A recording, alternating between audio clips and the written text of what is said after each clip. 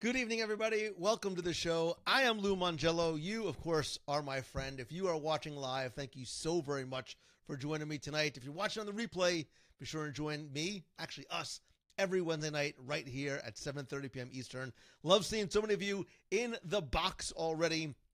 So many familiar names, not really faces. You can see mine. I can't see yours. But Jimmo, John Jones, man, thank you so much, brother. You know what I'm talking about. Darlene Nagy from West Seneca, New York. Mary Wall from New Orleans. Andrew Palmer, Heather Richards. Good to see all of you guys. Judy Pavarini, nice to see you in here as well. I'm super excited for tonight. I'm excited for every Wednesday night because I get to see my friends. But today I finally made it out to my UPS box, and in my box where it was like Russian nesting dolls. There were boxes in my box, and I have to start off by saying huge thanks. I won't say your full names, but I will first and foremost say a big thanks. I don't know if you guys can see. Oh, wait, let me move this over so you can see them. I don't know if you can see. There's a few more Funko Pops up in the collection. I was never a Funko Pop guy until, I'll call you JJ, until JJ started to send me some Funko Pops, and today I got a bunch of Star Wars ones. I got the Cloud City Duel, a Stormtrooper, but I also got the Orange Bird, and I got Mr. Toad. So thank you so much, brother. They are up there, and they will soon be up there with all the rest of the Funkos that you sent me. Jack Fussell, what's going on? Rob De Leon, 50 days till you come back. Eric, Jess, good to see you guys too. But the only thing better than getting a box full of Funko Pops, you know where I'm going with this, is getting a box full of food. And is she here? You are. Marla Chan, you know what? I don't care. I'm going to say who you are. Marla Chan, my joy of one box was eclipsed only by opening up the second box, because the first thing that you sent me was, you know that we just came back from Asia. You know that I love some of the foods from there. And the fact that you sent me some Pocky and some matcha Pocky and some matcha Kit Kats, that's like green tea ice cream for you guys. These are awesome. I never had the green tea Pocky before, but they're phenomenal. I dig them. And the green tea is just not sweet enough, and with the little Kit Kat cookie, I felt like I was back in Asia, but without my Chandu tails and James Hansen just showing up in random places. But from there, I go from the little box to the big box, and I love you to death, and I'm so grateful for you. And my waistline is not, because not one, but 2 bags of taco flavored Doritos. I opened up the box. It was like Indiana Jones opening up and seeing the golden. It was like it was like the opening up the suitcase in Pulp Fiction. You don't know what it is, but there's that great big like golden glow. That's what I saw when I saw my Doritos in there. So I'm strapping on the fat bit tonight. When I'm done with the show, I have some work to do, but later on tonight, it's me, my Doritos, layers of blankets, and hopefully some Netflix at 2 o'clock in the morning before I fall asleep. Katie Kuhn says, I need more matcha in my life. Who doesn't? Who doesn't? Katie Kuhn, if you're missing the matcha, maybe I'll send you some of the Kit Kats, because they're good. And I got your email, and we will hook up next week. We will make it happen. It's been crazy. So Rob Stewart, brother, I'm with you, man. The taco flavored Doritos are the bomb. They still say the bomb.com? I don't care if they do or not. I'm saying it because they're awesome. And I have them in my office, not just to show you, but because I have zero intent on sharing them with anybody else. Plus, by the time I get out of here and I finish working for the night, everybody else is asleep. So it's just me, the couch, blankets, Netflix.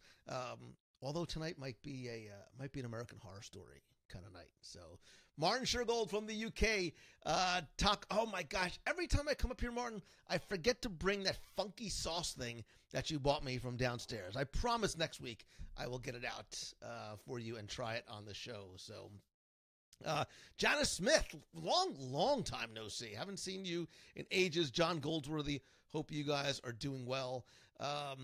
I have 2 sleeping kids and 3 loads of laundry to go. I'm not, that's, You have 2 sleeping kids. I have 2 bags of taco flavored Doritos. I have 2 bags of taco flavored Doritos and 3 matcha Kit Kats. And they're not all going to eat themselves. I mean, I'm going to eat them myself. But John Jones, I love the taco flavored Doritos. They remind me of Doritos as a kid. And then depending on my mood, I dig me a Cool Ranch. I also like the sweet, spicy chili ones. Those are pretty good. And of course, you know, nothing beats a traditional nacho cheese flavor. So I'm excited and I'm hungry. And Father George is here, so it's a good night. Father George might be one of the few people I would share. I mean, there's a lot of people I would share them with, but I would definitely share my Doritos with Father George and Katie McNamara. And because I love Katie McNamara, but I love Katie McNamara's parents. So how much fun did we have cheering this past weekend? I mean, other than getting up at stupid hours. John Jones, these are really, I have not found these here except like once, and the rest that I've gotten have been mailed to me. So thank you. Thank you to all of you who have rated your local Publix or L&M's or whatever they're called, and sent me the bags of, I know Fred, if you're here too, I know you sent me some too. They didn't last very long. Nikki Ostrowski, always good to see you here in the box, which is, I mean, I like seeing you on the course too, but hopefully you're a lot less sweaty now than you are then. Ryan Wall, good to see you as well. You should have had my friend send me more Kit Kats. William, I have lots of Kit Kats if you need them. I mean, I'm not going to share all of them, but I'll share some of them. You only had Cool Ranch Doritos. You need to expand your culinary horizons. I could do a top 10 Dorito flavor because there's a lot of ones that you can only get regionally, some that only come out seasonally. Then you've got those like mix packs. Anyway, use the taco Doritos to make nachos. Amanda, I would, but I almost don't want to I don't want to take away from, anyway. Todd Williams, Giants lose again. My sincere hope, and I kid you not, is that they lose out.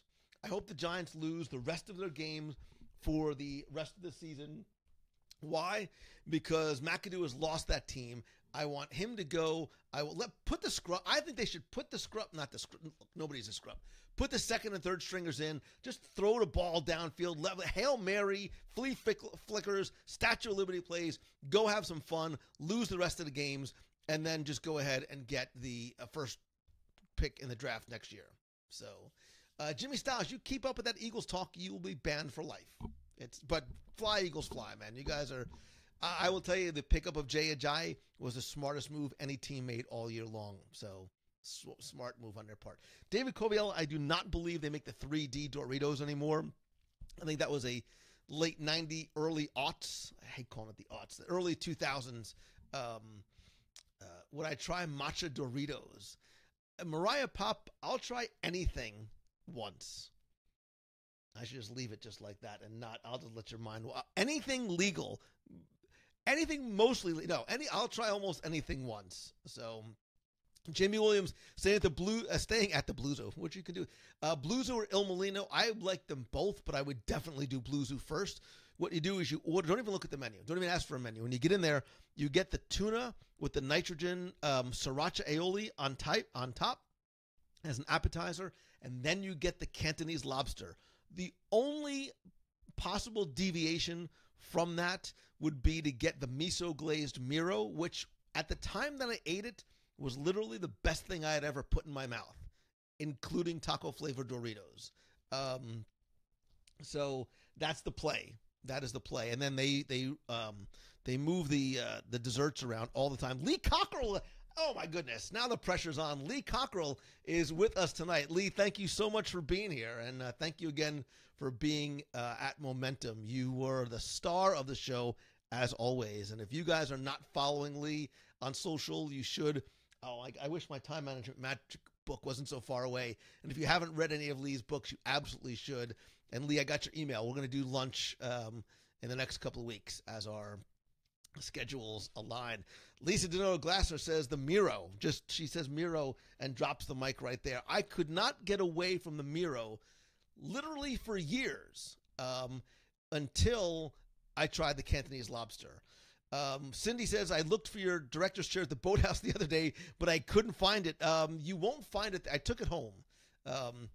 I don't know if I was supposed to take it home, but but I took it home. I wanted to leave it there. I wanted to really have like my chair at the boathouse. What I think I'm going to do is make up my own tiny little plaque and just stick it on the back of a chair or underneath a chair, and then I'll just sort of know that it's mine. Jennifer Hoffman, always nice to see you here as well. Jamie Williams, Blue Zoo is phenomenal. Tell him Lou sent you. That doesn't get you anything, but you can tell him Lou sent you anyway. And I want to see pictures when you do go. Nicole DeMeo, Teta? Hi, right back at you. Love the Blue Hearts. Ron Collins, we were going to talk about the Disney Fox thing. Lee Cockle says, love Lou's lunches. I'm not famous. I am not famous. But we had a nice lunch that day, of course, at the boathouse. So we'll have to see where you feel like going next time. Maybe we'll do a little Morimoto.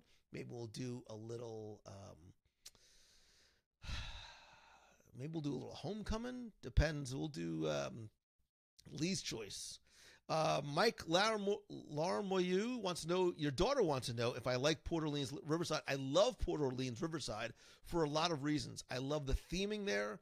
I love the dining options there. I love boat rights. I like the food court there as well. And of course, the River Roost Lounge, if you have not, and you can take your daughter because it's perfectly family friendly, if you have not seen or heard and listened to and danced to and gotten up and rock and rolled with Yeehaw Bob, then you actually absolutely have to do that. So,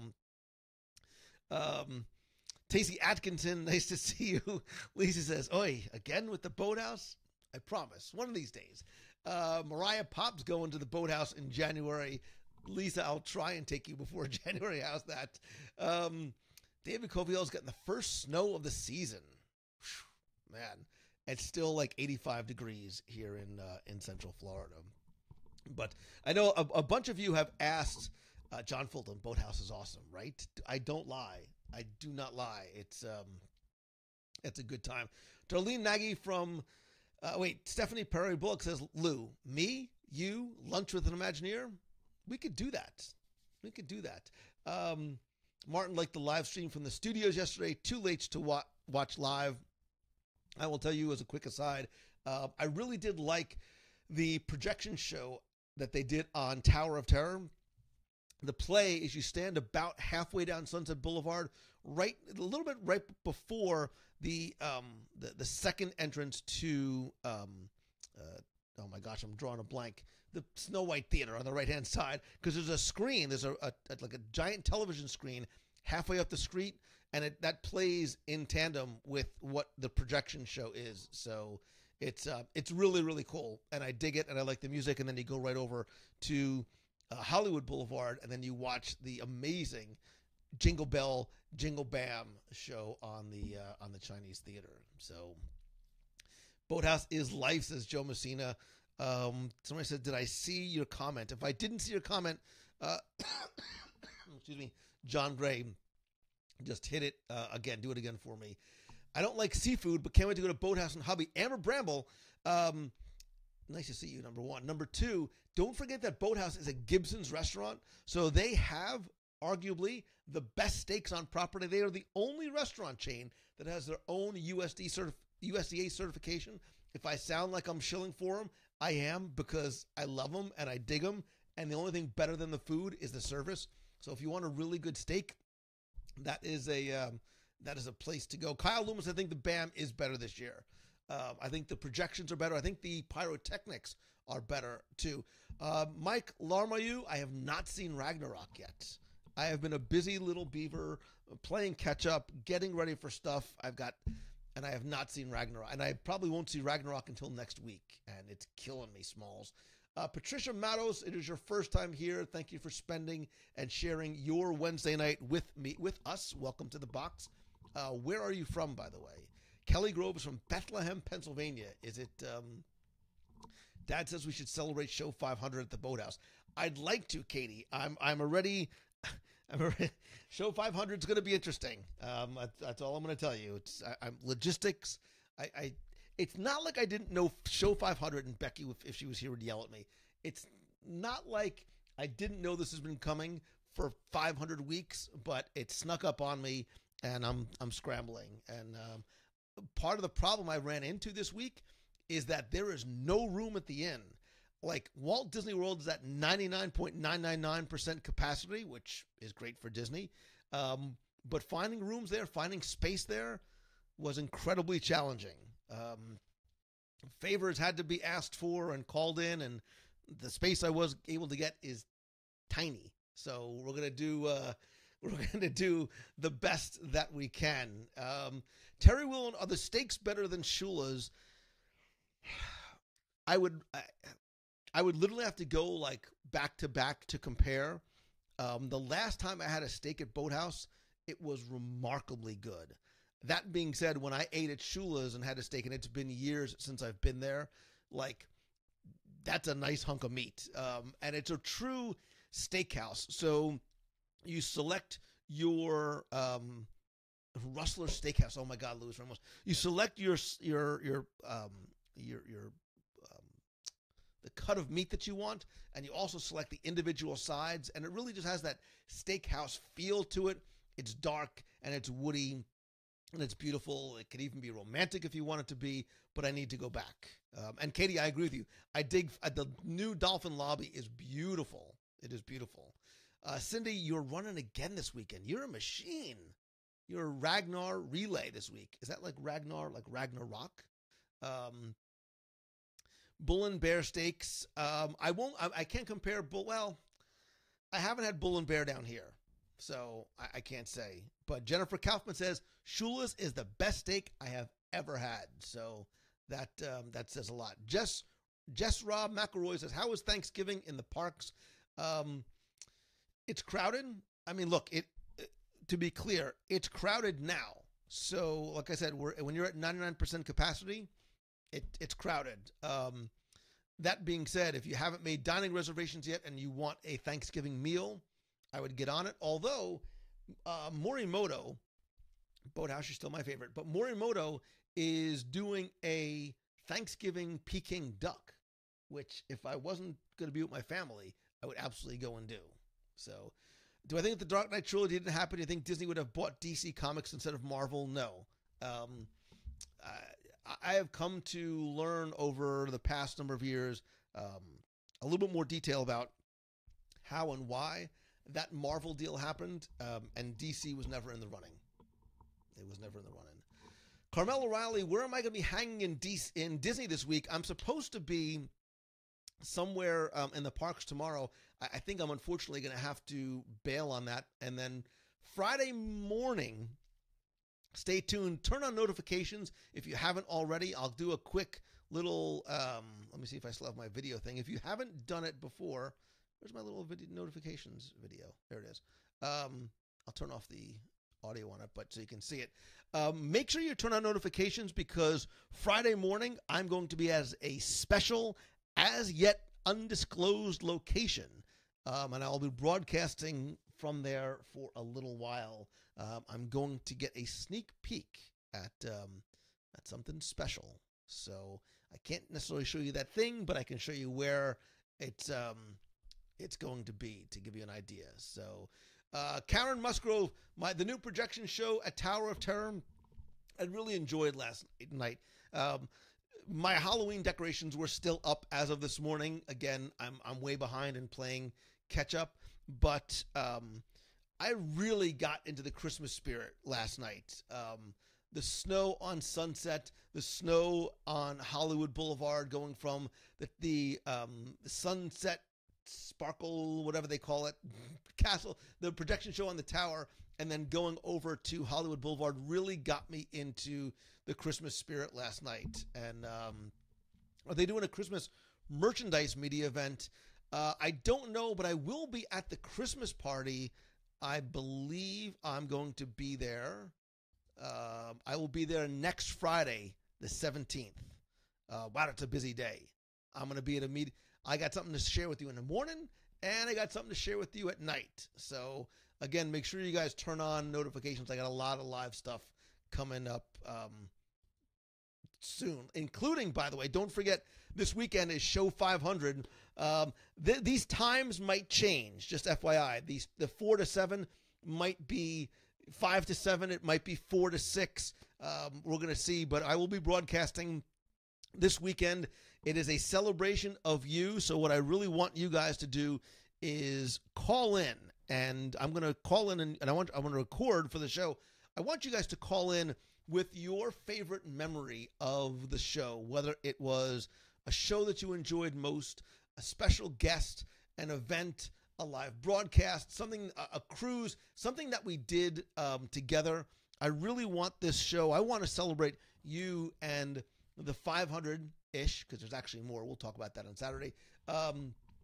500-ish episodes of WDW, and what you want to see going forward, what the future might hold. There's a lot of ideas on that whiteboard, which has made some changes in the last couple of days as well.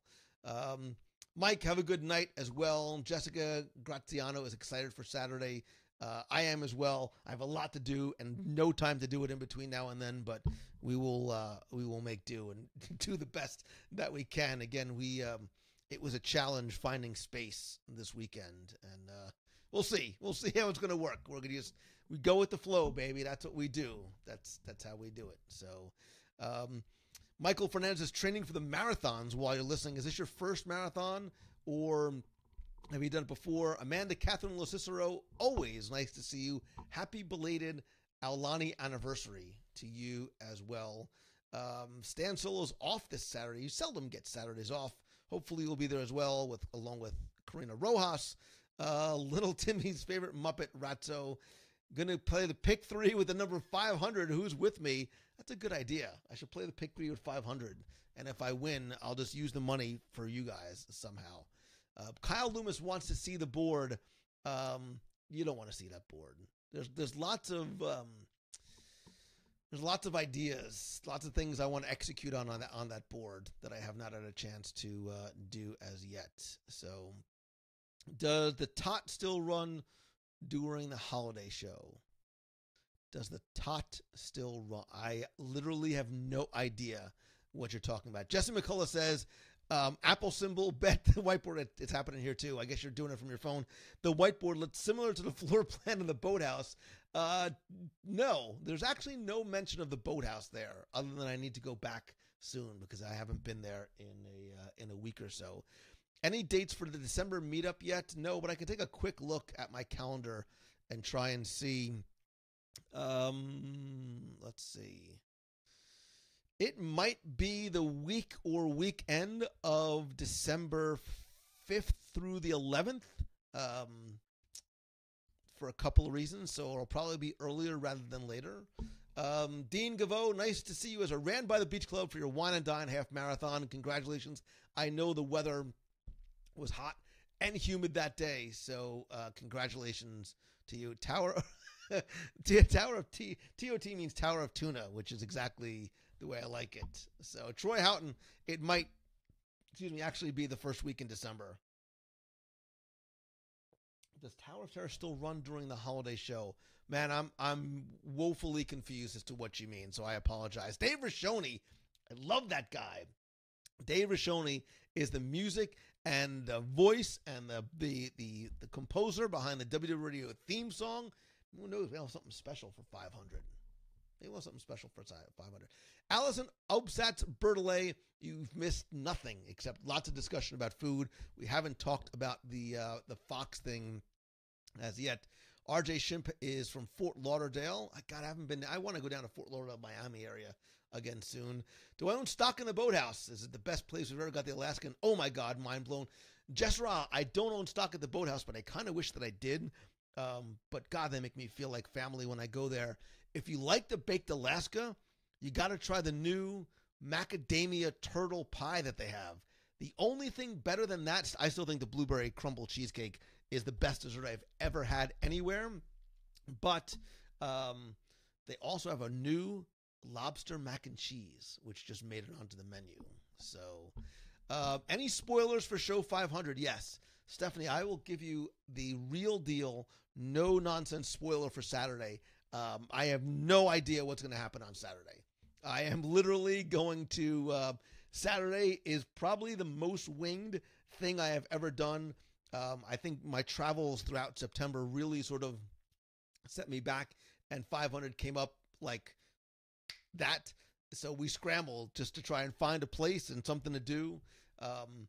Look, if it was up to me and I had the funds to do it, I would have rented out like Atlantic Dance Hall and just invited every single one of you down. Unfortunately, I don't. However, if you want to join the WDW Nation, by the way, so we could do it for 600, but so we're going to do sort of a little bit of a hybrid, and there's a place we're going to get together on property, and we're going to live broadcast. I want you guys to call in, so I would love to hear from you. Chauncey Friend, just got your magic bands. Can't wait to smell that Florida musty water smell, as if you haven't just been doing it, VR-wise. Can't wait to see the next thing that you're working on, by the way. Dave and Buster's is opening a Jersey at Woodbridge. God, Luis Ramos, man. Every time you say something, you bring me back to New Jersey. God, I can only imagine what Woodbridge Center Mall looks like. Remember Spaceport? Remember the arcades? I guess we're in a Stranger Things 2 mode thing about the arcades. Remember Spaceport at Woodbridge Center? I spent way too much. This is why I didn't date, because no cute girls were going into Spaceport looking for guys playing asteroids and Zaxxon for hours at a time. So, Anthony Yamrier says, I'm getting married in Disney in July next year. Congratulations. You're invited. Save you a plate. You might want to, thank you, but you might want to save me too. Jeffrey DeMarco's in Walt Disney World now, leaving Animal Kingdom, looking forward to Hollywood Studios tomorrow, halfway through our trip, and loving every minute. What is the best thing that you've done so far, Jeffrey? What's been the most surprising, delicious, memorable thing that you've done? Steve Schussler, we've been talking about you. I mean, not you, Steve Schussler, the person, but Steven Schussler, the entity, and there's been a lot of Boathouse talk tonight, like over and over and over again. And I will tell you, Steve, your staff and your chefs continue to kill it over there. We were there again last week. The raw seafood thing that tower that came out, I don't know if I posted the picture, was the most beautiful thing mine eyes have ever seen. And some of the new menu additions are awesome. And obviously Bob and Brandon Conklin, he's a keeper. He is a keeper. So it is good to see you here. And please let me know next time you come down. We need to get together at the Boathouse, obviously. Karina, I would love to do a Boathouse meetup. I know they have space in the back, but one of these days, when I hit the lottery and then I can invite you all in there, we will do a meetup at the Boathouse one of these days. That would have been a nice. That's where we should have celebrated Show 500 this weekend. Is at the Boathouse. Got the room in the back or gone out somewhere. I'll have to do it for 600 if I make it that long. If I make it another, well, it's only 2 more years. I do love the Seafood Tower. I do love the Seafood Tower is phenomenal. Oh my God, Mirdo is here. Mirdo, and I'm not going to even bother trying to pronounce your name. You know, I know who I just don't know how to pronounce it, but I can't wait to see you in Walt Disney World or somewhere overseas one of these days. So, Jess Ross says a Mardi Gras Boathouse meetup. OMG. Menlo Park Mall. Sell tickets as a fundraiser for Make-A-Wish. I could, Allison, but I remember I also have to pay for the food there too. So it'll be a fundraiser for the food that I'd put in for a buyout at the Boathouse. Well, Karina, there is a room in the back. I actually had a wonderful, I think they did a food and wine meal there a couple years ago. Paul Clark, I believe Boathouse does accept annual pass holder discounts. What's really awesome is he doesn't actually read anything I post so I can say anything. Yes, I do. No, you can't. But still nice to see. The only person I'm happy to see other than Becky Mankin is Steve Schussler. The only person that I'm equally excited to see here is Joel Comm. Like, tonight is like a who's who of people that I love. And Joel Comm is way high on that list. And Joel Comm, if you know who Steve Schussler is, and the fact that you guys are like 1 and 2, man, that's good company. That is good company because I love you guys. And Joel Comm, it's been way too long since we've gotten together, brother. Ain't no party like a Lou party. Sing it, brother. The only thing that makes parties better is when Joel Comm is there. And I cannot wait to see you again at Social Media Marketing World.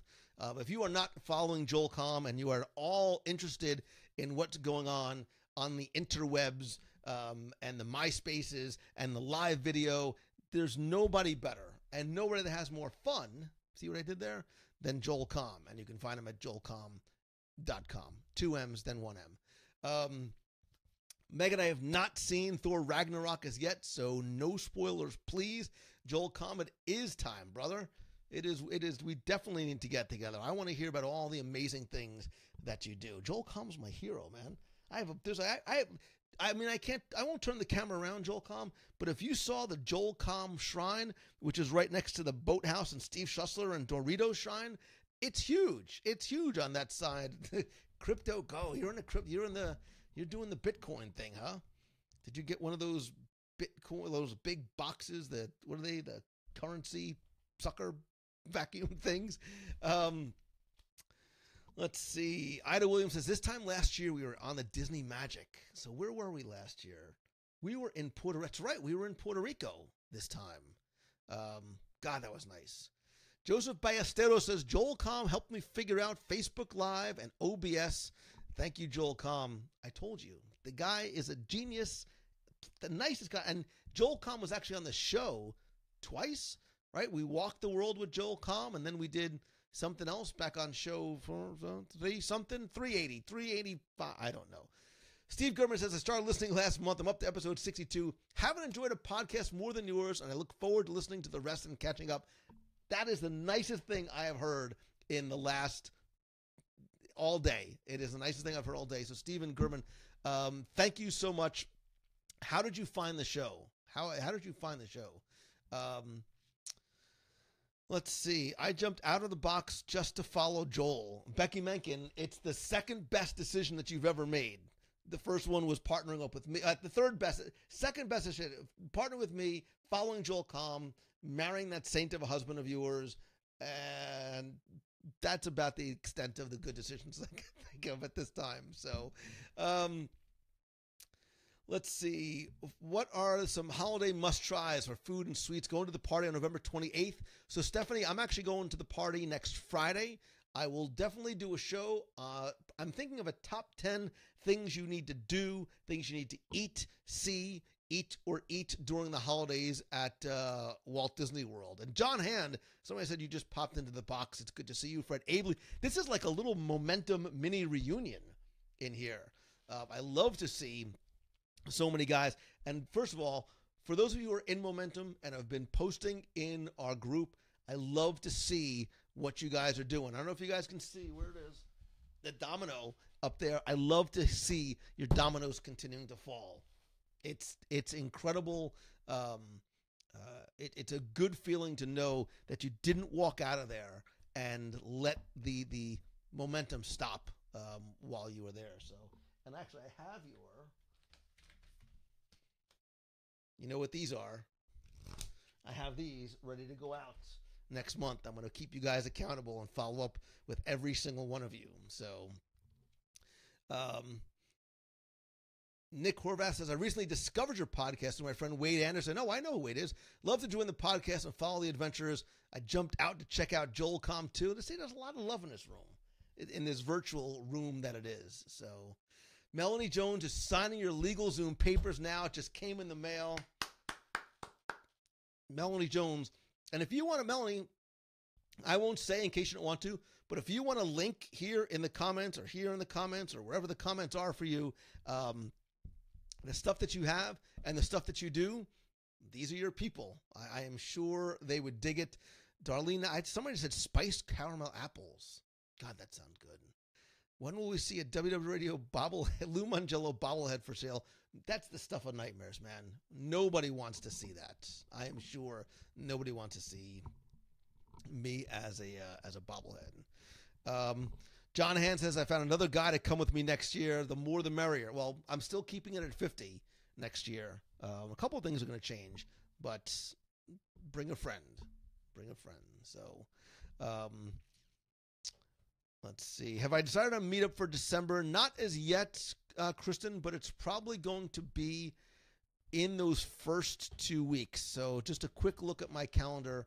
says it's probably going to be somewhere between, it might even be during the week or like on a Friday or a Sunday, maybe between the 5th and the 10th somewhere is what it's kind of looking at right now. So Christina Maxwell, another friend who I haven't seen in a long time. I love this. I love that so many people. Of course, now I'm like worried, like, oh, am I going to die or something? Is that why everybody's like showing up because they know something I don't know? But it's nice to see you. That was so morbid. It's nice to see you, as well. Steve Gerson, I honestly searched Disney podcasts, chose what I wanted to listen to by the reviews, which I'm sure you know are stellar. Should say the quality of his shows are so impressive. Your handwork on these is not overlooked. Here's to 500 more. Well, Steven, thank you so much, man. That's very incredibly kind. I hope to be able to meet you one of these days in person, and thank you in person. So, Martin says show 600 could be October 2019. Star Wars in the park time, possibly. Jess Ross says Thanksgiving is creeping up so fast. What's your favorite bring you back dish? So, like, bring me back, like dream sequence back to when I was a kid. So we used to go to my grandmother's house on Ocean Parkway and Avenue X in Brooklyn, New York. So imagine there are 30, 35 hungry-ish Lou Mangello family members in there. And there was probably, like, everyone would always bring a couple of different things and maybe cooking all day. We'd be eating all day, which is how I look like this.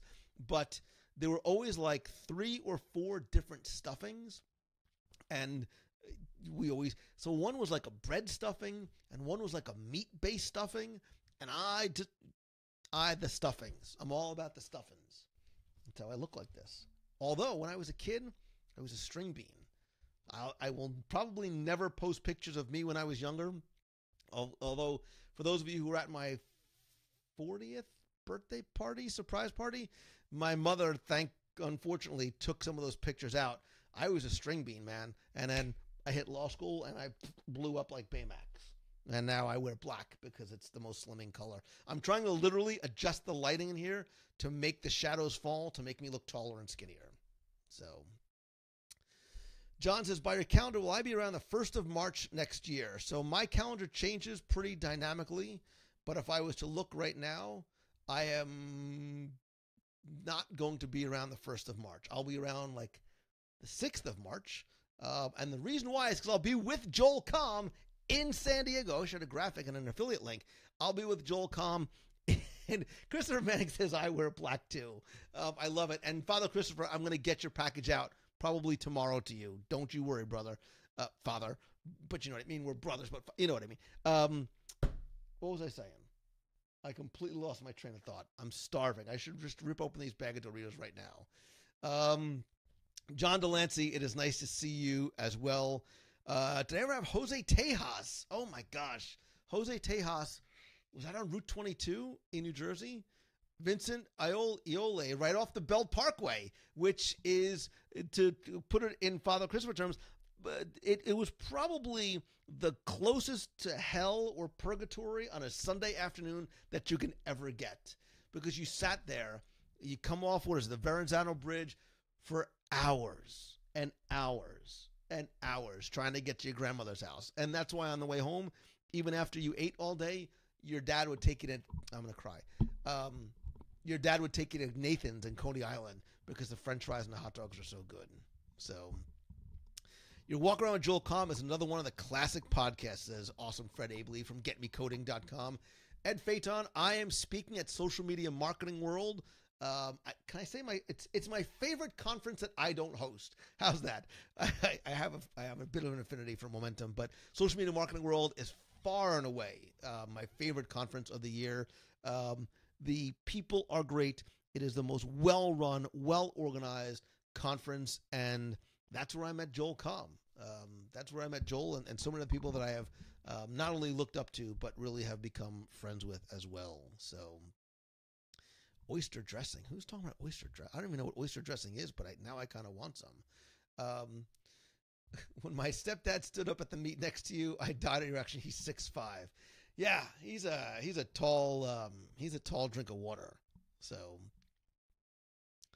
I needed a strong excuse to leave work and take a vacation at the Walt Disney World Resort. So, Eric, what kind of work do you do? And we'll figure out an excuse for why you need to come here for work purposes. Maybe we can even get them to pay for it. Why don't you come to Momentum next year and get people to pay for it? So, well, I'll be around early May 18. Again, especially during that time of year, my speaking schedule starts to get...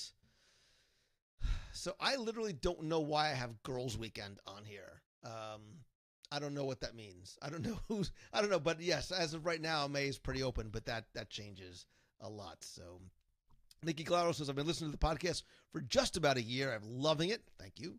Looking forward to the day when a meet of the month coincides with the time I'm at Walt Disney World. Happy 500. Nikki, thank you for listening. What's your favorite episodes? And before you come down, let me know, because even if there's not a meet a month going on, I always try and do my best to meet up and say hi to people if I can. So Jonathan says, I should come to the restaurant you work at to show you how burgers are made. Jonathan Embry, where do you work? Because I like me some burgers, and I love me some San Diego. Katya Berardino, it's nice to see you as well as with the rest of the Berardino clan.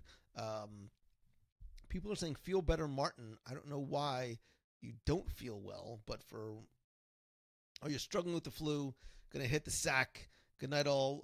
God save the Queen, and you, my friend, as well. IT conference sounds good to me. I can write your boss a note. It would not be the first time that I've done it. I literally wrote something for somebody who wanted to come and needed me to explain to this person's boss why they would get a benefit from Momentum, and they came to Momentum. So I got to see, Father Chris says, I got to see Lou one time while at Disney. I was eating at Boathouse, and shocker of shockers, Lou was there. I was, but it was the speaker's dinner, and I'm so happy that you were there. And I'm not sure if he's still here, but Steve Schussler, I love and admire and respect this man incredibly. The creator of the Boathouse found out that I was coming and flew from Minneapolis to come down just to have dinner with us. Chef Bob came in on his day off just to have dinner with us. That, to me, speaks volumes about the place and the people. But all right, so a couple of you guys asked about Fox. I got a ton of emails today from people and some very strange media outlets that reached out to me for quotes and things like that. So the Fox rumor is very interesting. So if you haven't heard it as yet, there have been rumors, or actually I guess it's confirmed, that Disney and Fox have been in talks over the past couple of weeks about Disney acquiring really all of the entertainment division. So movies, TV, the FX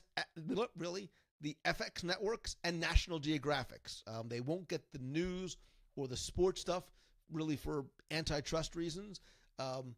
Look, I think this makes great sense. First of all, there's some great synergy that can happen. There could be a potential, I'm sure there'll be some issues discussed about, excuse me. Look, it's the number one and the number three movie studios possibly coming together. Some might argue that there is a potential monopoly there, because what would happen is, at that point, if Disney acquires Fox and the movies and the TV, that leaves Disney as a whole with really only four major rivals, right? Warner Brothers, Sony, Universal, and Paramount. And that's it. I mean, Disney becomes the biggest of the big players in there. From a Disney fan perspective, let's sort of put our Marvel hats on. Like, I dig this a lot, because what happens is now Disney acquires the rest of the licenses for the remaining characters. Fantastic Four, which finally needs to get done the right way, a la Spider-Man. X-Men, which has very much exhausted that telling of that part of the franchise. So, Fred, it would include X-Men. The only thing that would potentially be in question, and I don't think that it is, but somebody asked me this in an interview today, would Disney not acquire Deadpool because it's rated R? I don't think that is going to be I don't think that's a deal breaker at all. The fact that Deadpool is R-rated. Logan was R-rated too. I don't think that matters. But Marissa wants to see X-Men in the parks. I think that you'll see a lot more than, look, let me be clear. I've said this for a long time, and I believe it, and don't ask me why. You are going to see Marvel in the domestic Disney parks sooner rather than you think. There is going to be a shift. There's going to be an announcement and a change. I'm not going to say where or when or how or why, that is going to bring the Marvel characters into the domestic Disney parks east of the Mississippi. No questions asked. What it's also going to do, though, is, okay, so for the guys who are talking about the Marvel stuff, you finally wanted your Avengers versus X-Men movie? That might absolutely happen. Erica Glakowski, Deadpool in Disneyland with the chimichangas. Like, you talk about synergy, that is just like a match made in heaven. But think about it, too. If they sell all of, we'll call it the entertainment division, the movie and TV rights, you know what else that includes? Buffy the Vampire Slayer, Futurama, The Simpsons. All those come under the Disney umbrella. And look, this is not, what is happening with Disney is not unique, right? Look, AT&T's buying HBO and Time Warner. Fox and Disney, don't forget, Fox and Disney already have a relationship via Hulu, right? They co-own Hulu along with Comcast and Time Warner. So they're already, there's also a relationship already there. From a sports perspective, Disney is also going to take over some of the Fox's, the European and the Asian networks. I think it's Star and Sky, which is going to be a huge boost to ESPN, which has been hemorrhaging money for years, because when they start their streaming service in 2018, now they're going to add international content. And that's what this deal really does. It's not about the TV stuff. It's not about the movie stuff. It's about the streaming. Because when Disney launches its streaming service in 2019, now they have all these titles and all this entertainment under Fox. They want to compete head-to-head with Netflix.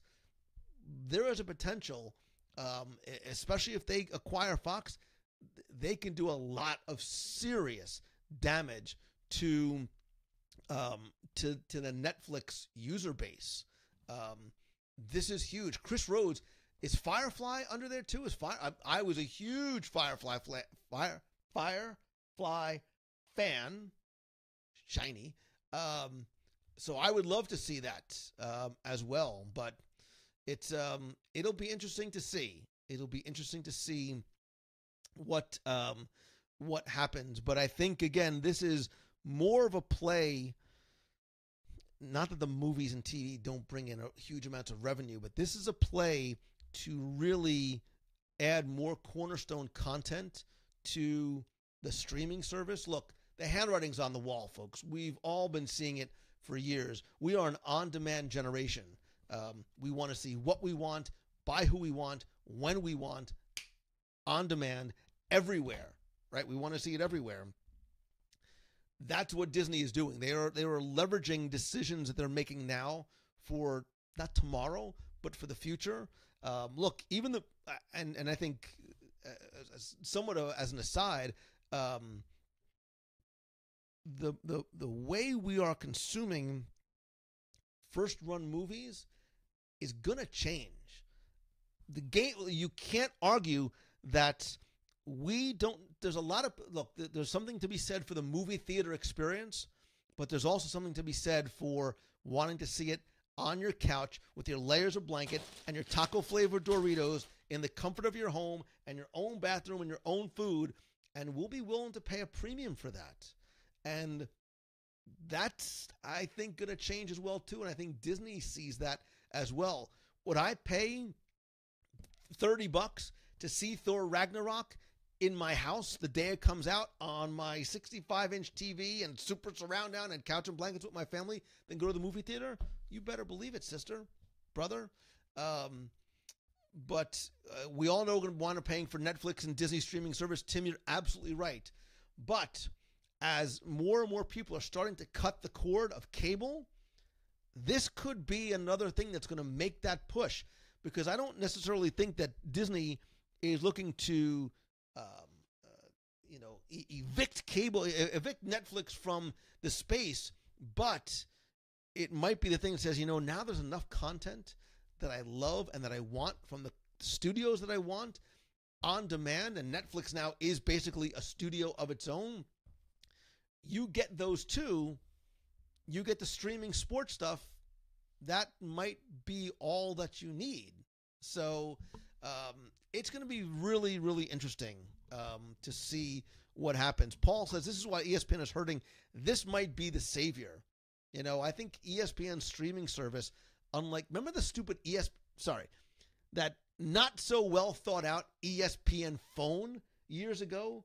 Did anybody ever buy the ESPN phone? There was an ESPN flip phone that you could buy. This was, again, we're talking 12 or so probably years ago, that you bought this flip phone, which was very, very expensive, and then you paid like $120 a month, and you couldn't get streaming content, but you had like scores, you had news, you had updates and things like that. But again, not the most well thought out idea. But I think there is potential for this deal to go through. I don't think there's going to be an antitrust monopoly issue on the entertainment side. I think Disney smartly said, look, we're not going to buy the news or the sports stuff because of ESPN, because of other reasons. First of all, they don't want Fox doesn't want to give up the news stuff, but Disney doesn't want and can't have the sports stuff, which is fine. Chris Seiskal had a sports beeper. Listen, a lot of people did. Louis Rimmer says, Lou, I'm going to ask you a question. I want you to answer. Who is your daddy and what does he do? Kindergarten cop, man. You got to give me something harder than that. You stream the Dreamfinder, says Donald Nichols. And Julie Trandially, we were just talking about momentum not too long ago. So, but I listen, somebody said, well, the deal, but the Disney Fox deal is dead because they stopped talking. They didn't stop talking. This is part of what happens with negotiations.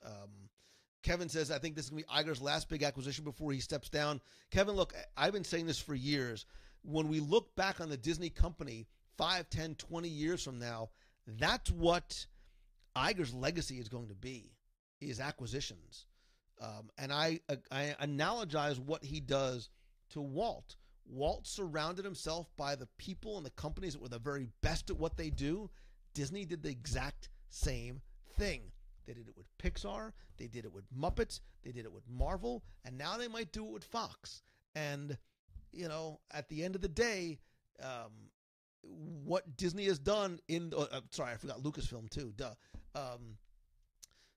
What Disney has done at the end of the day is change, the status and the scope of them as a media company. So, Bill Daniel, I think you're right. This could be the cherry on the top for the Iger era. And I think what this does is more so than any other studio and company positions them better for what is coming in the future. We are going to look. The day is coming. The TV studios, the TV stations know that. The movie studios know that it is going to be.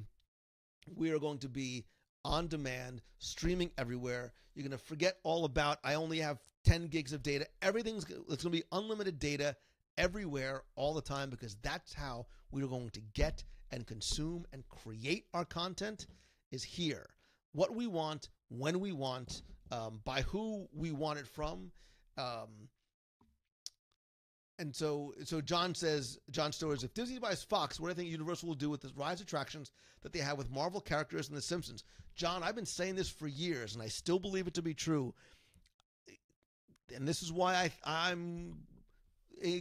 confidence is high, in my opinion, that Disney's domestic east of the Mississippi parks, i.e. Walt Disney World, is going to have Marvel characters in it sooner rather than later. Why? Because when Disney bought Marvel, what did Universal automatically have to do? They have to open up their books to Disney to show them earnings and things like that, because they're licensing those characters. They probably aren't too crazy about that. Now Disney acquires Fox, and the rights to those characters, Universal is also out of space. They acquired some more here in Orlando. Nintendo World is coming. Other things are coming down the pike. They have to go somewhere. Something's got to give. It would make a lot of sense to give up the properties that are owned by your direct competitor, i.e. Marvel, to put in something that you own outright. It's not complicated. I mean, it just makes perfect sense. So, and Always Sunny in Philadelphia ride at Epcot. Do I think there's a potential for a fifth gate if the Fox deal goes through? Rob, I will tell you this, and I will not say why I think or I know this. There are a lot of planes currently in flight, as for lack of a better word, in terms of what is coming to Disney. I will say this: what you've heard about what's coming to Epcot is scratching the surface of what is coming. There's a lot that has not been announced, and Epcot's going to look very different in the next 10 years. That being said, the attention and the focus right now is on the parks that are currently there, investing in them, much as they're going to continue to invest, not just in Hollywood studios with Toy Story and Star Wars, but Animal Kingdom is not done yet. Epcot is going to get some love.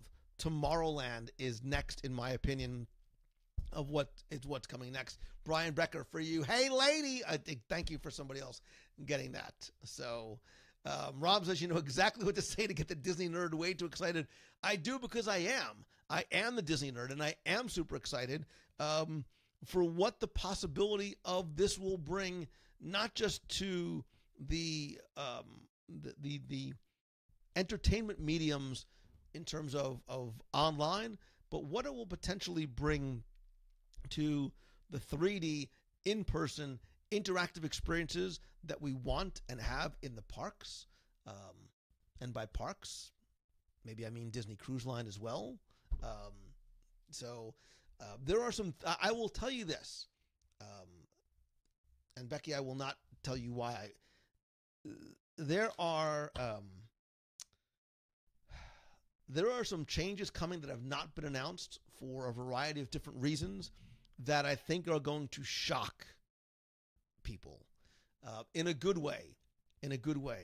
I think for some people, some things that you have been wishing for a long time, dreams really do come true at Walt Disney World and Disneyland. So stay tuned. Definitely stay tuned. But will Epcot be a good different or make us wish for the old days? Yes and yes. What is coming to Epcot is going to be steps forward, but definitely with a foot in the past. How's that?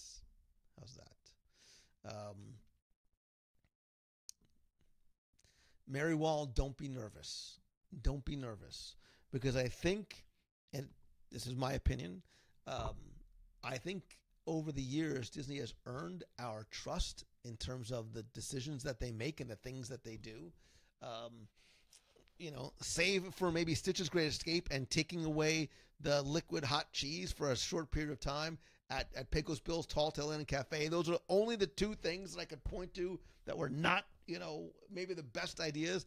Maybe Stitch's Supersonic Celebration as well. But other than that, top three things, those were the top three decisions that could be undone. But listen, you know me. You know I'm a Disney fan first and foremost. I am not just a futurist, but I'm a nostalgic. And from what I understand is coming, I'm incredibly excited. I wish I could say more. Kyle Loomis says he said too much. The Illuminati are going to come. There's a big black van with Mickey ears out front. Like, I don't want to say too much because it's not for me to say. But I believe in this company. I believe in the choices that they make. I believe in the visions of not just Iger, but the Imagineers. There's some really spectacular things that are coming that have not even been hinted at as yet. There's something that it's right here. I wanted to just come out and I can't, but just stay tuned. Stay tuned. There is a plan, and the plan that's in place is not a plan that is just for the next 2, 3, 5 years. They have this road mapped out much farther than that. There is a method to what may appear like madness, because it's not. It's very deliberate. It's very intentional. And when you see things like this Fox conversation come into play, things that you have thought about or have talked about with other people, all of a sudden you understand why. Like, oh, now I get it. That makes sense. So stay tuned. Heather D. Richards, I will tell you, it's not the Mickey Hand and Wand. It is not Mickey Hand and Wand. It's also probably not going to be Project Gemini, although, you know, no good idea ever dies at Disney, right? So go ahead and message me the details. I won't tell.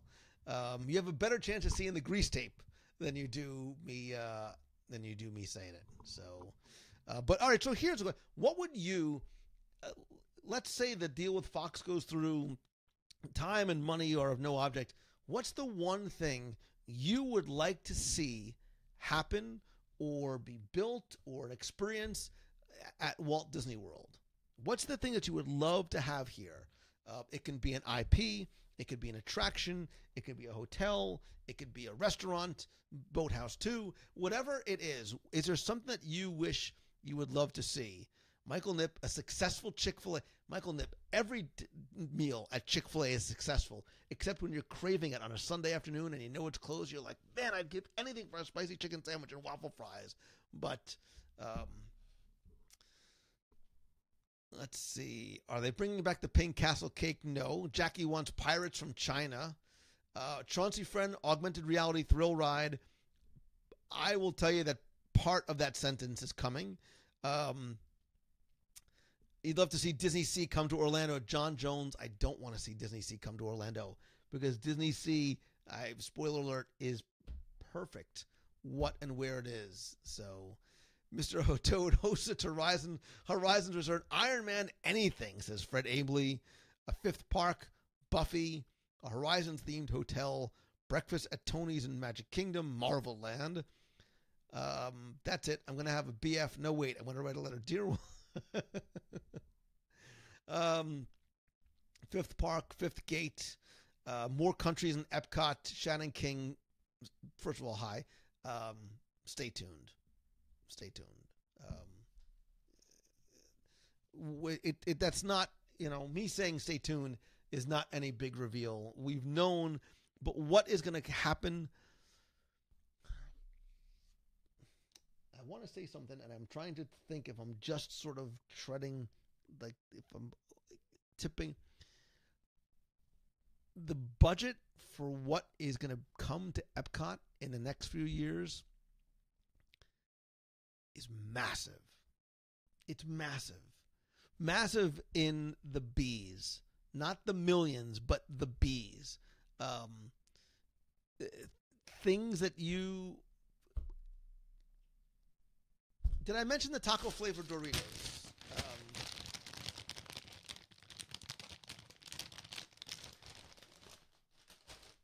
Yeah, it's good stuff coming.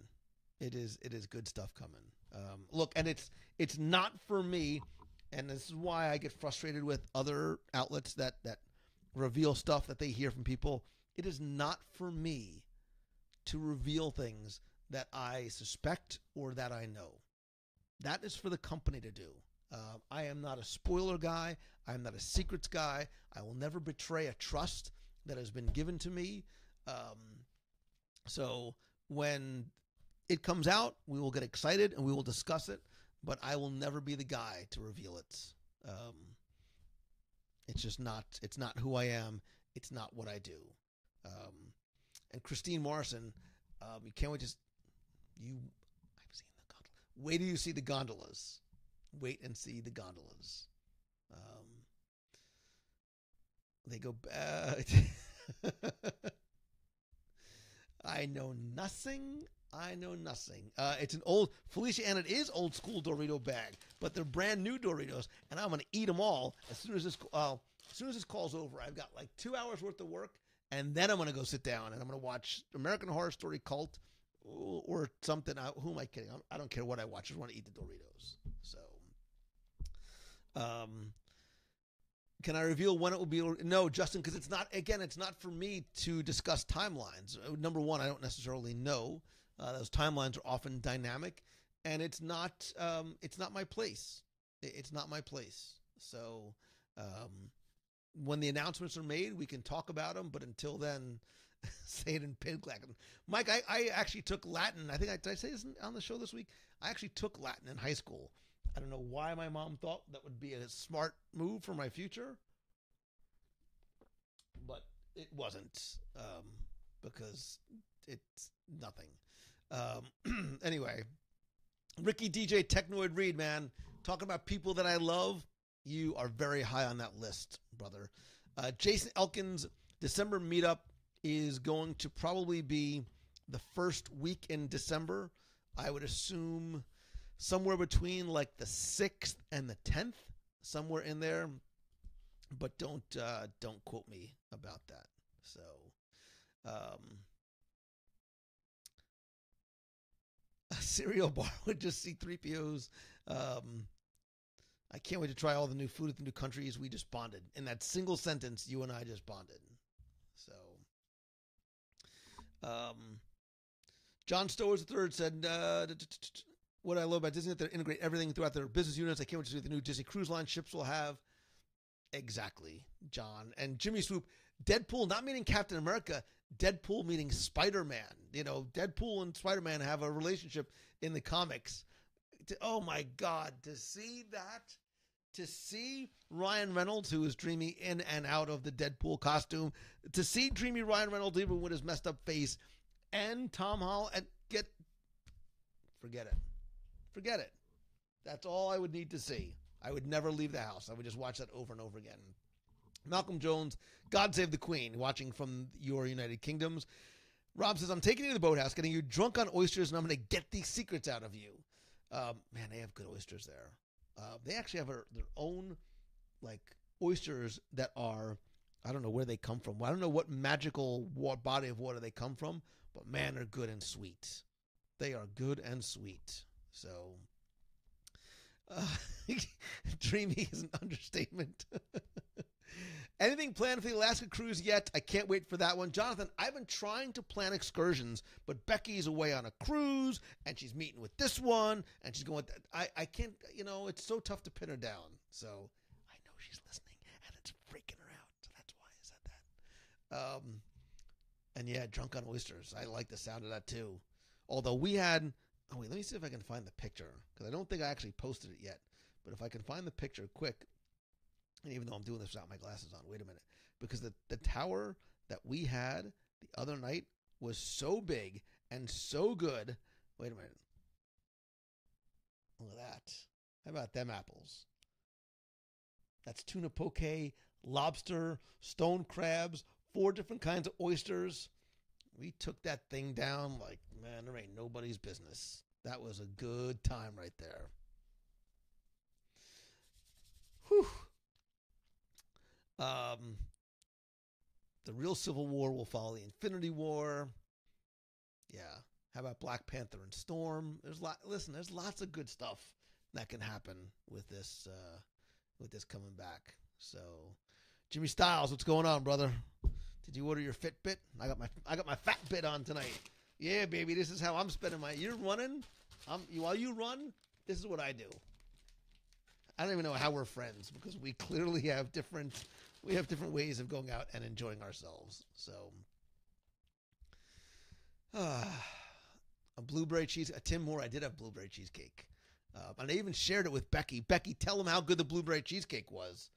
You say I don't take you anywhere, I don't do anything. I even saved you some of my blueberry cheesecake.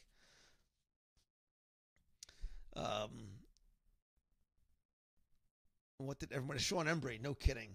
I could have taken that down. That's a nice time right there. That is a nice time. Michelle Marie doesn't like seafood, but that does. Oh gosh, it's so delicious. It is so delicious. So, Rachel and I are eating dinner, watching you having savory corn on the cob and nachos. That's all. So you're having a very healthy corn-based vegetable meal this evening. Trying to catch up on some of the other comments here. If I could only switch metabolism with somebody, you and me both. You and me both. I'm wearing dark colors on purpose. On purpose.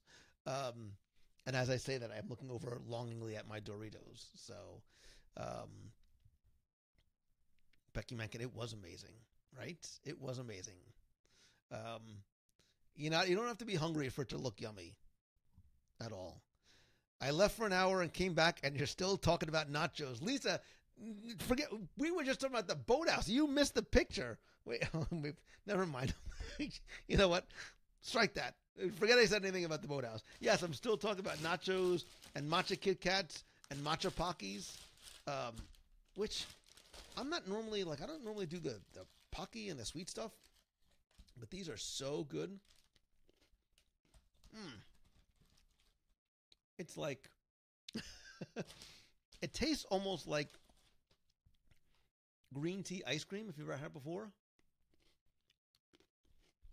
Jimmy Styles, that macadamia turtle pie is good, but stop talking about the boathouse. I can't talk about the boathouse anymore. Oh, gosh. When am I coming out to Disneyland next? I don't know. I do have to go out there for something. Becky, don't ask me what it is because I'm not going to tell you. I do need to go out there for a potential something. I shouldn't have answered that. But no, I mean, I know matcha is green tea, but it almost tastes like green tea ice cream as opposed to like green tea green. I'm trying to convey the flavors. Have you ever had the green tea Kit Kats? Because if not, Marla sent me like 6 bags. And I have the sake flavored Kit Kats, and I got the wasabi Kit Kats, and I think somebody sent me raspberry Kit Kats too. I haven't tried those as yet, but I drink green tea every day. I drink at least 2 giant turvy of green tea every day. Putting on the spot, what's the best snacks at Disneyland? David Potts, how much time do you have? Tim Moore, summing up the show, Boathouse Talk, 500 episode, Boathouse, Fox merger, and Boathouse. Lisa, you'd be proud of me. I was talking all about legal mumbo jumbo for a little while there. It's sweet green tea. Of course it tastes like green tea, ice cream, nut. I think that's the ice cream, comma, nut, as in like you're directing that I'm a nut. Anyway, stop holding out with the Kit Kats. Listen. Jamie Williams loves wasabi Kit Kats. Of the wasabi, the green tea, and the sake, I think the sake ones are the most unique. But I think I have to do the taste test again. I might like because the wasabi ones aren't hot, but they've got this neat little like flavor to it. I don't know. So, but they're good. You just can't get there with the green tea Kit Kat. That's fine. That means there's more for us. And by us, I mean me. So maybe I should open up one of these right now. Is Marla still here? Julie Trandiley loves green tea Kit Kats. Chris Banner says all 3 do not sound good. What? They're so delicious. I love green tea. Have you ever had matcha green tea latte with coconut milk? No, but it sounds like something you could probably make, or we should meet at some place that has it for lunch. Julie, we need to go for Asian food together. I want to go for Vietnamese food with you.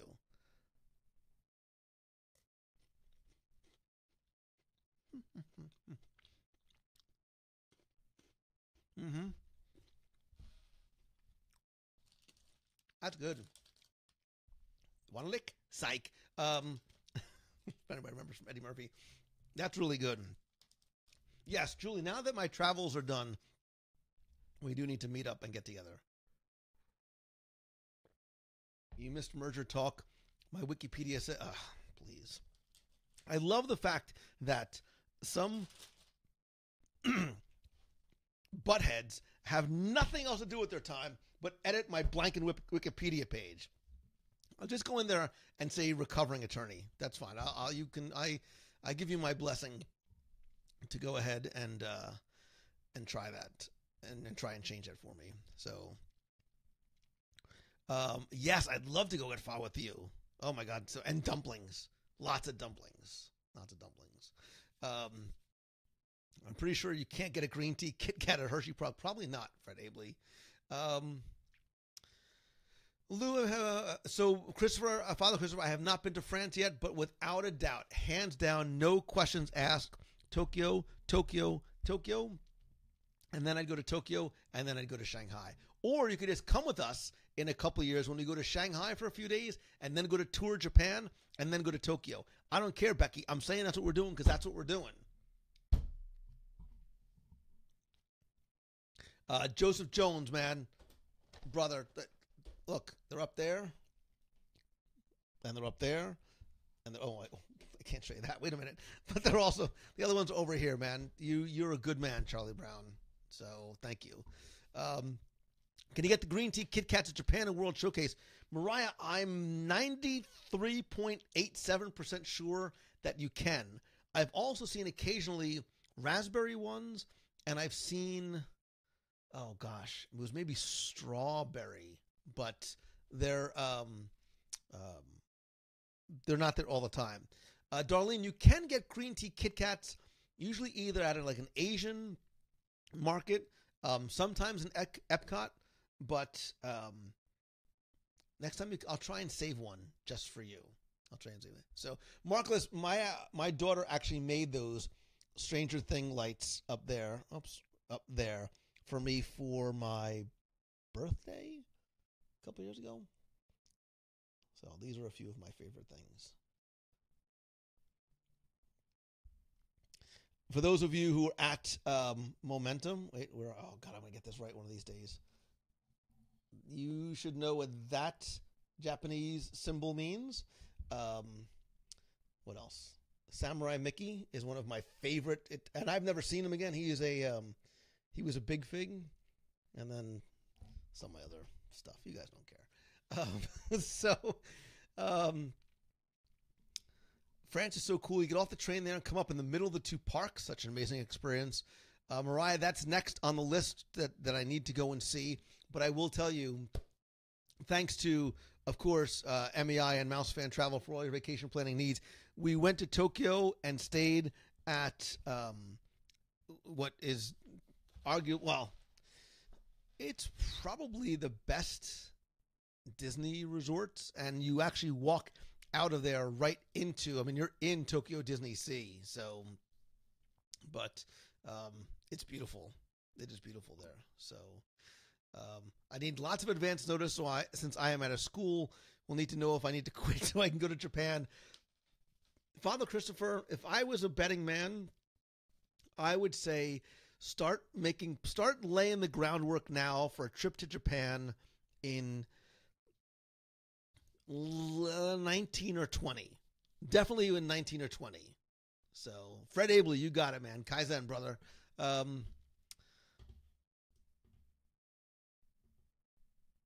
You should have had your... Pamela Bart, it is a fun room. It's a very fun room, and I just don't have enough room for all the stuff that I have. That's why I've been selling it on eBay, because why should it sit in my garage when it can sit in your garage or in your room somewhere? So, but some of the things that I have here are my favorites. Like this is all my Spider-Man stuff here. You can't see because I just put a new filing cabinet in. All my Tron stuff is back there. I have a wide variety of other stuff here, and then a few more up there. And then because of JJ, those are all of my now. Ooh, I almost showed you. I almost went a little bit too far. It showed you the idea board, but hey, stop it. all those Funko Pops, and that's sort of like the Spidey wall over there as well. My second favorite restaurant on Disney property, David Picciano, because you know that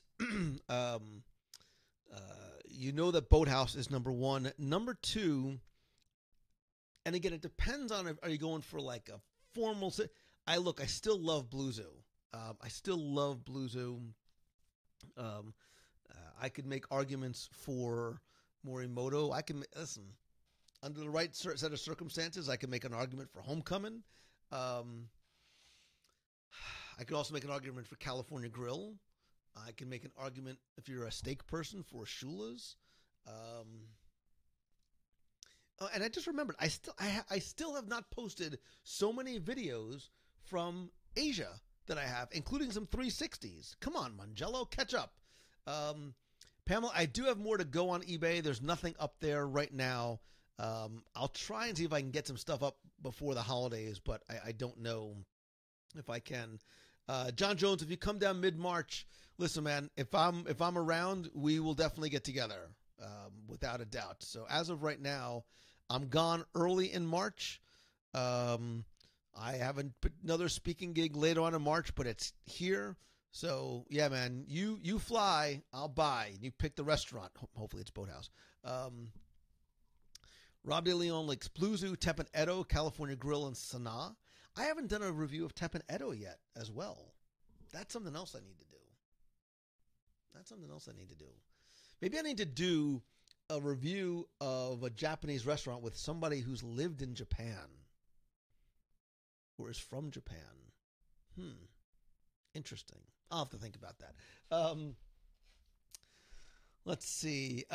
Jamie Williams, I have not been to Flying Fish since the refurb. And at one point, Flying Fish, this is pre-Boathouse and certainly pre-Blue Zoo, was my favorite restaurant on property. It was one of the best meals I had had. This is, 10 years or so, more than 10 years ago. Dave Picciano, Blue Zoo is inside the Walt Disney World Dolphin. It is I would say that Blue Zoo, because everybody knows about Boathouse now, Blue Zoo is still a hidden treasure of Walt Disney World in terms of the quality of the food and the service, and you can usually get a table there. Again, I'll say it over and over again, the miso glazed miro, the Cantonese lobster, the sriracha tuna nitrogen appetizer, that's the play right there. That is the play. So... Father Christopher, I have not been to Bull and Bear at the Waldorf as yet. I've walked by it. I've done a tour of the Waldorf, but I have not actually eaten there as yet. Sidney Mochsteppen did Jico Sunday night, great meal. Kelly O'Day Thayer, I think Le Cellier is a great restaurant. They've made some changes to the menu over the past few years. They did add some poutine. There's also a red wine reduction poutine in there. I think there's like 2 or 3 different ones. I think the food there is excellent, but if you are a steak person and you are going for the best steak / steak house, because those are 2 different things, the best steak on property, the best steak house on property is Shula's. Hands down. I think Yachtsman is excellent. I think Blue Zoo is wonderful. Shula's is the best steakhouse, because there's a difference between a steakhouse and a place that serves steak.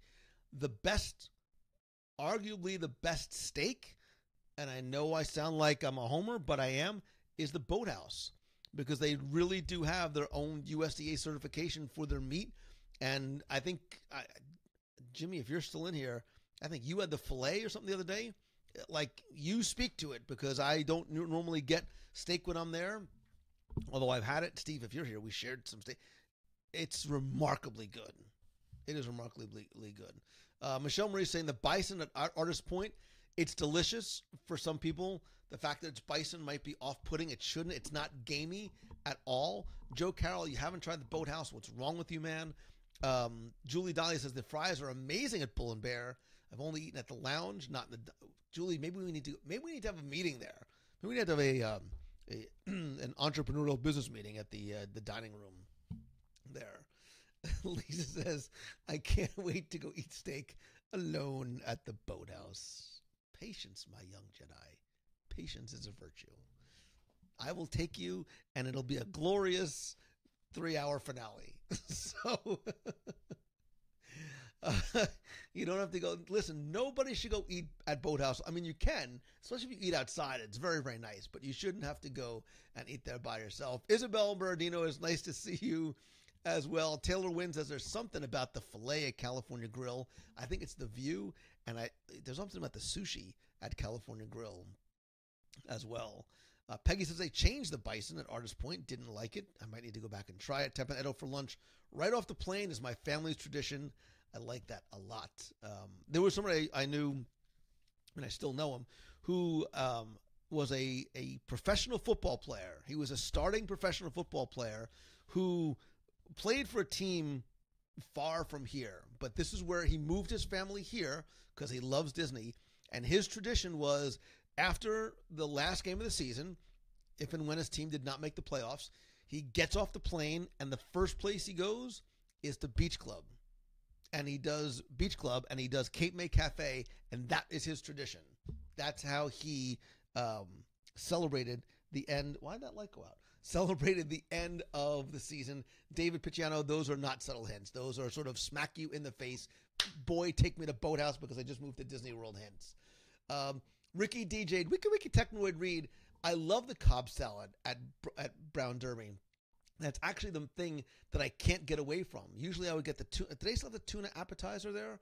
And then I would get the Cobb salad and then a grapefruit cake because grapefruit cake is healthy because it's grapefruit and it's good for the digestive stuff. I just logged on and so surprised we're talking about food. Keep the recommendations coming. Christine Morrison loved the Cape May Cafe. Somebody said it's their favorite place for breakfast. So here's a quick question for you. Where is your favorite place to eat breakfast in Walt Disney World? Vitamin C, baby. Hal Cussler, good to see you, man. Long time no see. I like the Brown Derby Lounge. I like going outside of the Brown Derby Lounge because you can just walk up, you get an umbrella, you got the music, you get the lounge menu, but you also have access, if you ask, to the full Brown Derby menu too. So don't get that little mini cob that they have outside. You go for the full-blown cob, and then you can get the slider sampler. I think there's a lamb and like a Kobe beef and something. I need to go back. God, I was supposed to go there and meet somebody for lunch today too. Darn it. What did I end up doing instead? Oh, yeah, that. Let's see. Somebody says, Boma for breakfast. Chef Mickey's Kona, Brown Derby, Kona cat. I'm with you. Let's see. Becky, I'm turning my private mess. I'm turning messaging off. Boma, Kona. I dig Kona for breakfast a lot. I love Animal Kingdom, but it's so far away. Boardwalk Bakery, can't beat it. I do love Cape May Cafe, though. Breakfast at Tusker House. Tusker House, Christine Morrison, I think is an overlooked breakfast experience, especially if you want the character thing too, and get in there early.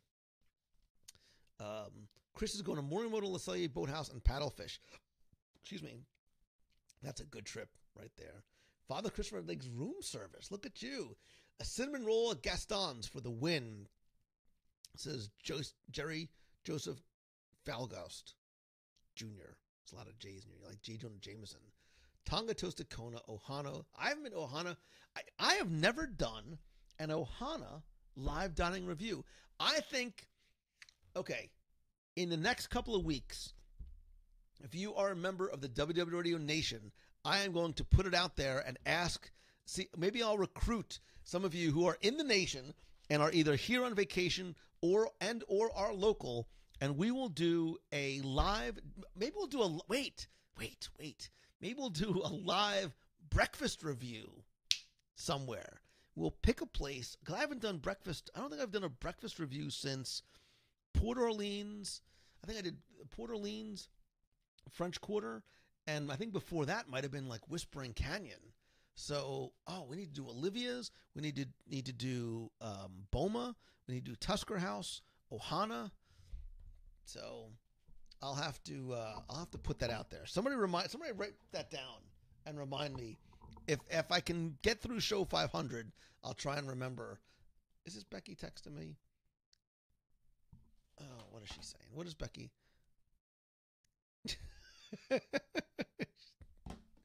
You know, Becky, if I ever showed anybody your text to me, their opinion of you might change dramatically. So I don't even know what some of those words mean. Anybody have the Suburban Dictionary or the Urban Dictionary or whatever it is? Because I don't know what sort of words Becky's using there. Heather wants to be at the breakfast review. I volunteer as tribute. All of them. A breakfast crawl. Oh my God, Marcus, I couldn't do that. I would never make it. It seems as though there are a lot of volunteers for breakfast. I've never. I've been to Tiffin's. I've never reviewed Tiffin's, but I dug Tiffin's. Tiffin's is a 4-star restaurant inside a theme park. Dan Mulca, being in the box will always make you hungry. It'll always make you hungry. So, Debbie Buttme volunteers as tribute. Lisa Glassner says Kona. Kyle Loomis is out. Got to keep up your momentum. 17. We're going. Keep those dominoes falling, brother, and we will touch base very soon. So. Oh, wait, don't go yet. No, wait, don't come back. I have something to show you, because somebody said something about shirts, and it reminded me, I just added a brand new shirt to the WDW Radio store on TeePublic, and you're going to be the first ones to see it, because I just added it tonight. So, wait a minute, let me find, don't go anywhere yet. Hold on, I've had it pulled up too. Hold on a second. No, that's not it. No, that's not it. Wait. Oh, so here it is. So, why do I go to Walt Disney World, right? What do I say all the time? Attractions are just things we do in between meals. So that's why I'm just here for the food.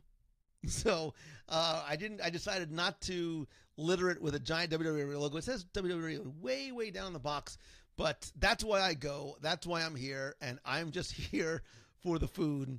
And it comes in everything from onesies to sweats to stickers and mugs. And this shirt is actually, this one's on sale now for $14 because I just added it. The other ones, they're not on sale now, but I think they're going to go on sale again this weekend. So I think this sale only lasts, let's see, I don't know how long it lasts, actually. They just do this and then they don't tell me. So there you go.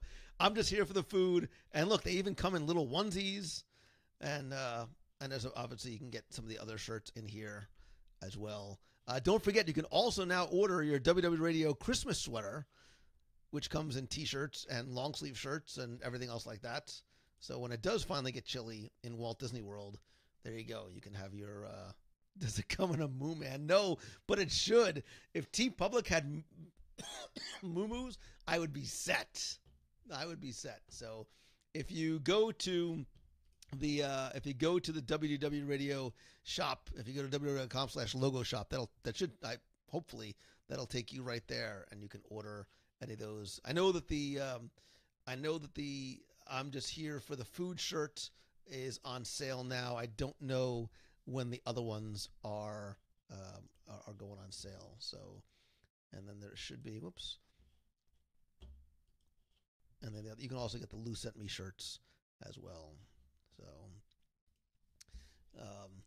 I just read some of the edit history of your Wikipedia page, and now I feel bad about all the grease tape jokes I deal with.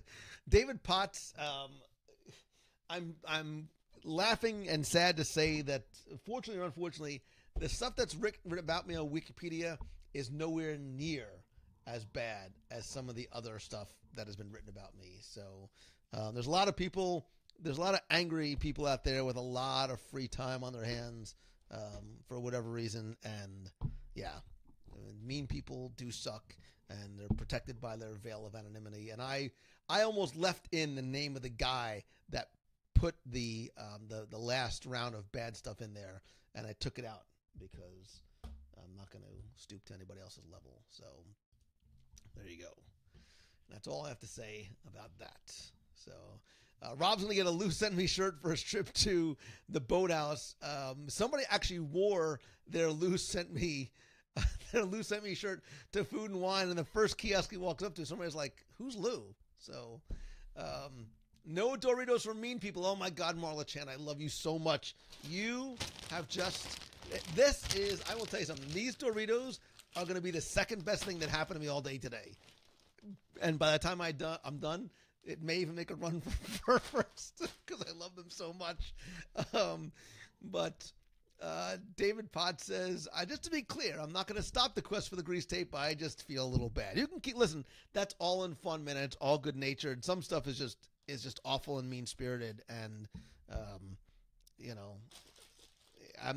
I won't waste my time. But some are from people that I've helped in the past, and I had considered friends, and I don't know where it comes from. I don't know where the meanness comes from. Oftentimes, just out of the blue, I'll see my name mentioned, and I'm like, really, man? Like, you got nothing else to do with your time and talk about? So, but anyway, those ones. So, yeah, I know, right? Like, I mean, they're really good Doritos. But we'll see. It's probably still the second. Well, we'll see. But Cindy Mo 7, you did wear yours to the meet, and I so very much appreciated that. They're just mad because they're hungry. So that's right. Look, we all know nobody likes a hungry Lou. Just ask Becky. But what time is it? It's 9:15. I just heard the fireworks. So anyway, let me think. Any other last reminders before we? All right. Very quickly, any other last questions before I let you guys go? Please don't forget about Saturday. Again, these times might shift just a little. It might be 4 to 6. It might be 5 to 7. I'm not really sure. You can and hopefully will watch live.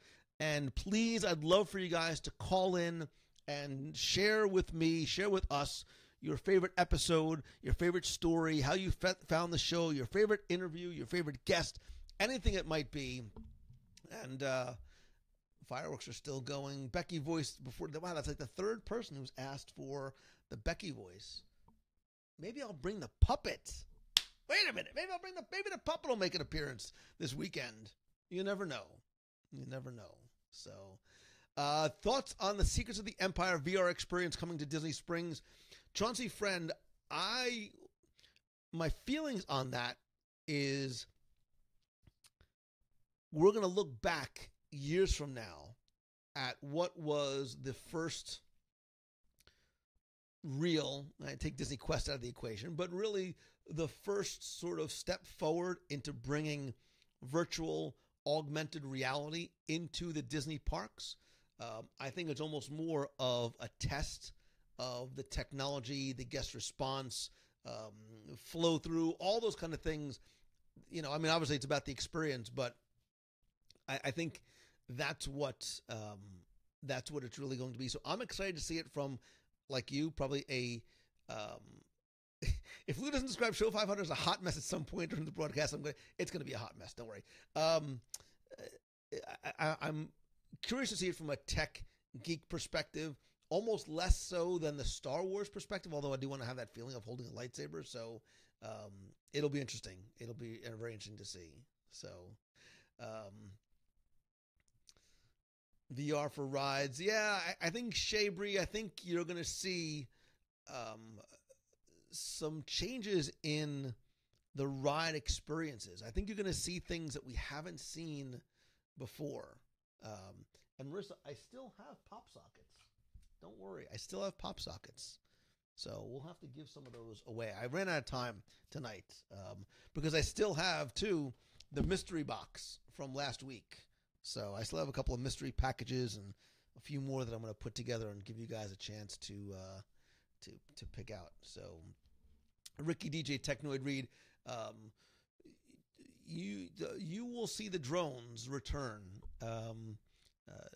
in more than one location. So Justin Walls, there are new audio guides, but they're a little ways away. I've got a couple other projects that I'm working on first, most of which I haven't told Becky about, and I probably won't tell her for a few more months, but I'll share with you guys probably, So Rob got a new phone case, need to win a pop socket. I think I could probably make that happen. So, but stay tuned. There is look, there's a lot of exciting stuff coming in the Disney world, in the WDW radio world. So don't forget a couple of things. I'll be live. I was going to be live tomorrow, but probably not.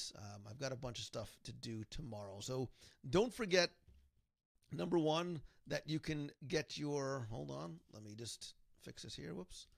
You can get your brand spanking new I'm Just Here for the Food shirt, or you can also get any of the WDW radio shirts and the Lou Sent Me shirts and a bunch of other Disney shirts that I've curated as well. Thanks as always. Big thanks to Mouse Fan Travel, and please join Becky and I this weekend on Saturday again, probably from 4 to 7, maybe 4 to 6, 5 to 7. We'll see. Lisa Glass and I do have pop sockets, but I know you like the pop socket that you have already.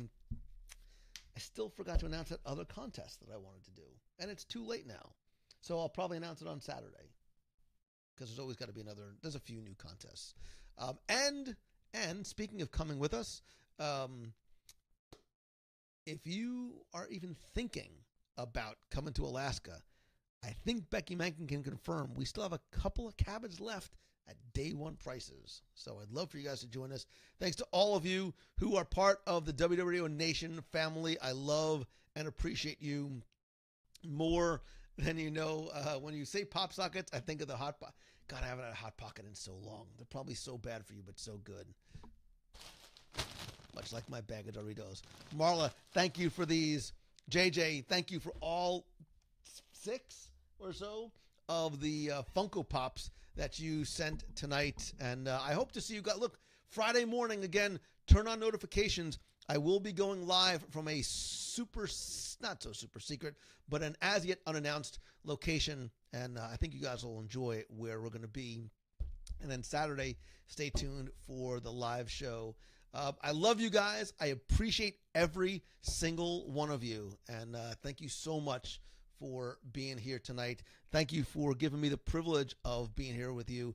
And the fact that we together can celebrate 500-ish shows is a testament to you. And I love you for it. And I appreciate for it. And thank you for this incredible life and the gift that you have given me. So until next time, I hope that you guys have your best, I won't even say your best week, because it's going to be a couple days until I see you again. So I hope you have the best couple of days ever. So until next time, see ya.